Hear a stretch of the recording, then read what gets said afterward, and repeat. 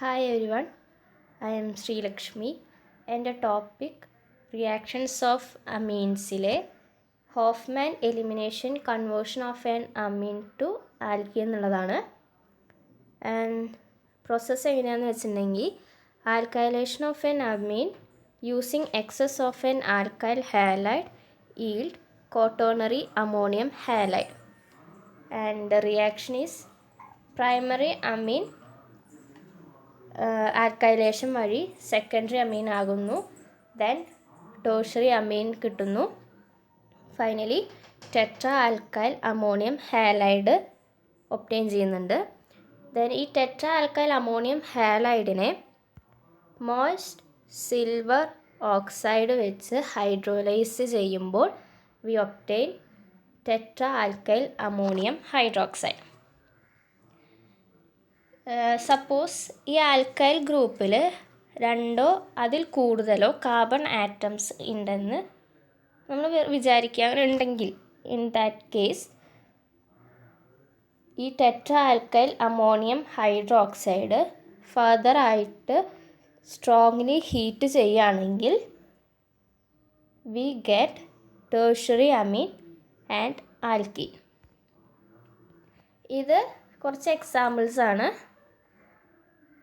CH3CH2N CH3 thrice OH, that means ethyl trimethyl ammonium hydroxide, അത് ഈഥീനും CH3 thrice N അത് trimethyl അമീനാണ്, പിന്നെ വാട്ടറും കിട്ടുന്നു. ഇതെല്ലാം സെയിം തന്നെയാണ്, സെയിം പ്രോസസ്സ് തന്നെയാണ്. Then move on to mechanism of Hofmann elimination. Hofmann elimination is a nucleophilic beta elimination reaction proceeds by E2 mechanism.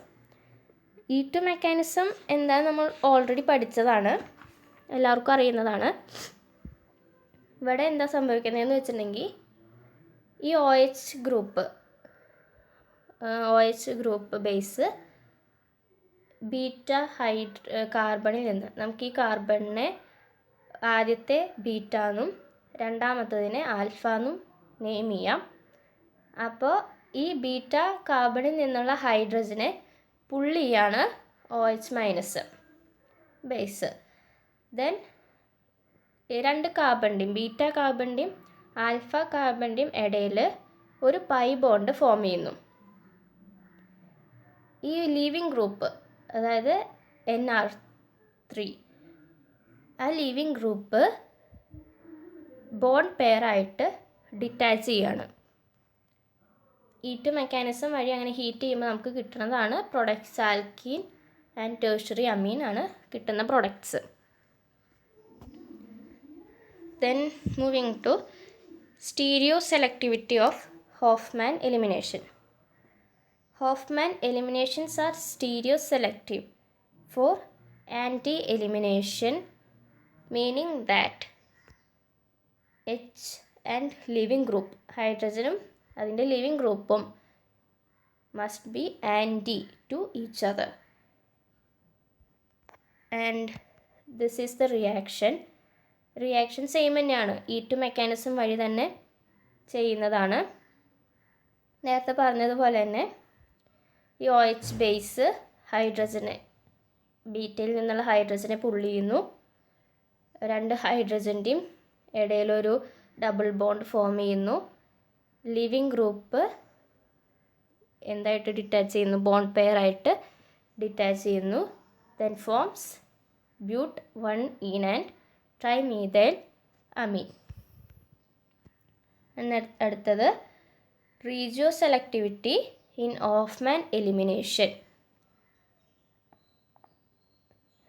In Hofmann elimination of quaternary ammonium hydroxide, major product is commonly least substituted alkenes. E2 mechanism വഴി നമ്മൾ generally ചെയ്യുമ്പോൾ നമുക്ക് കിട്ടുന്നത് more substituted alkenes ആണ്, following Saytzeff rule. പക്ഷേ ഇവിടെ എങ്ങനെയാണെന്ന് വെച്ചിട്ടുണ്ടെങ്കിൽ ഹോഫ്മാൻ എലിമിനേഷനിൽ E2 മെക്കാനിസം ചെയ്യുമ്പോൾ ലീസ്റ്റ് സബ്സ്റ്റിറ്റ്യൂട്ടഡ് ആൽക്കീൻസ് ആണ് നമുക്ക് മേജർ പ്രൊഡക്റ്റായിട്ട് വരുന്നത്. പിന്നെ മോർ സബ്സ്റ്റിറ്റ്യൂട്ടഡ് പ്രൊഡക്ട്സിൻ്റെ ഓൺലി ട്രേസ് എമൗണ്ട്സേ ഫോം ചെയ്യുന്നുള്ളൂ.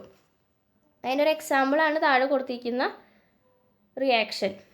ബ്യൂട്ടാൻ 2 അമീനിനെ നമ്മൾ CH3 വെച്ച് ആൽക്കൈലേഷനും AgOH വെച്ച് ഹൈഡ്രോളിസും ചെയ്യുന്നു. അപ്പോൾ നമുക്ക് quaternary ammonium hydroxide finally product കിട്ടുന്നത്. ക്വാട്ടേണറി അമോണിയം ഹൈഡ്രോക്സൈഡിനെ 150 ഡിഗ്രി സെൽഷ്യസിൽ നമ്മൾ ഫർദറായിട്ട് ഹീറ്റ് ചെയ്യുമ്പോൾ ബ്യൂട്ട് 1 അതാണ് ലീസ്റ്റ് സബ്സ്റ്റിറ്റ്യൂട്ടഡ് ആൽക്കീൻ. അതിൻ്റെ 95% ദാറ്റ് ഈസ് അതാണ് മേജർ പ്രൊഡക്റ്റ്. അതിന് നമ്മൾ ഹോഫ്മാൻ പ്രൊഡക്റ്റ് എന്ന് പറയുന്നു. ദെൻ ഓൾസോ ബ്യൂട്ട് 2 അത് 5% കിട്ടുന്നുള്ളൂ. അതിന് Saytzeff product that is minor പ്രൊഡക്റ്റാണ് കിട്ടുന്നത്. Plus water and a quaternary amine that is trimethyl amine. ഇത്രയാണ് എൻ്റെ ടോപ്പിക്.